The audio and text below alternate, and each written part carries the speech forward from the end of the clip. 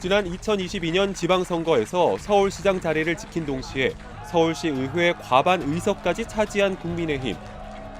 시의회 임기가 시작되자마자 TBS 지원 폐지 조례를 발의했습니다.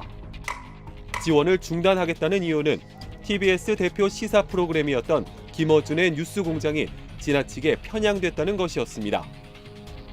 2018년 이후 5년 연속 수도권에서 청취율 1위를 차지한 프로그램이었지만 국민의힘은 진행자와 출연자까지 모두 민주당 쪽에 편향적이라며 눈엣 가시로 여겼습니다.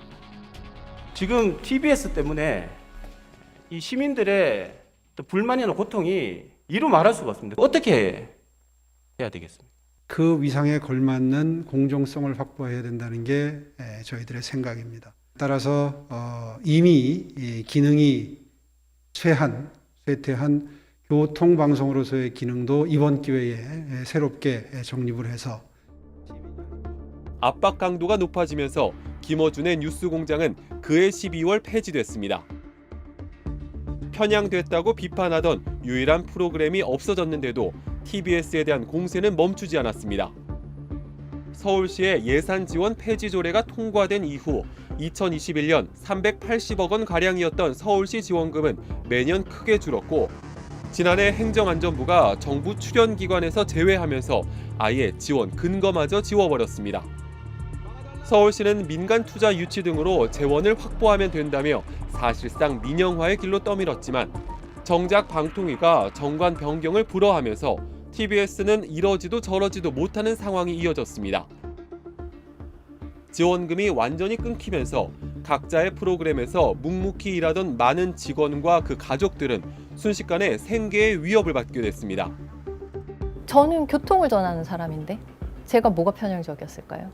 제가 빨간불이라면 여러분 신호등의 빨간불은 나쁜 불입니다. 제가 그랬을까요? 하루아침에 원래 기반을 두고 있던 곳에서 지원을 끊어버리는 이런 사태가 벌어지는 거는 저 입장에서는 억울하죠, 사실. 예산을 끊어서 마음에 들지 않는 방송사 전체를 없애버리려 한 민주화 이후 초유의 언론 탄압 사례라는 평가입니다.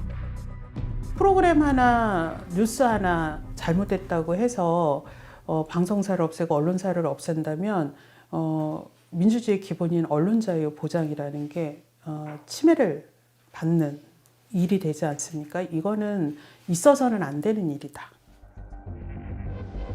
그런데 자신들에게 비판적이란 이유로 TBS 전체를 고사시키는 작업을 과연 서울시 의회만 독자적으로 한 걸까?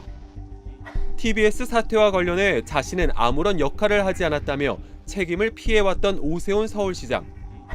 TBS 출연기간 지정 해제권은 참 굉장히 안타깝게 생각합니다.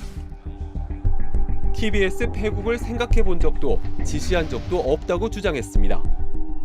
그런데 지난 6월 김어준 씨가 다시 돌아올 거란 말을 한 것이 TBS 지원금을 끊는 이유가 됐음을 인정했습니다. 당시에 지원 폐지 조례까지 안 갈 수도 있었다고 전 판단합니다. 그런데 그 편향된 진행자가 나가면서 나 다시 돌아올 거야. 이게 불을 질렀던 거 아닙니까? 시장님 말씀은 그 진행자가 돌아온다는 것 때문에 불을 질러서 시의회에서 방송을 문 닫겠다는 거 결정했다는 말씀하신 거 아닙니까? 그게 말이 됩니까? 말이 안 되나요?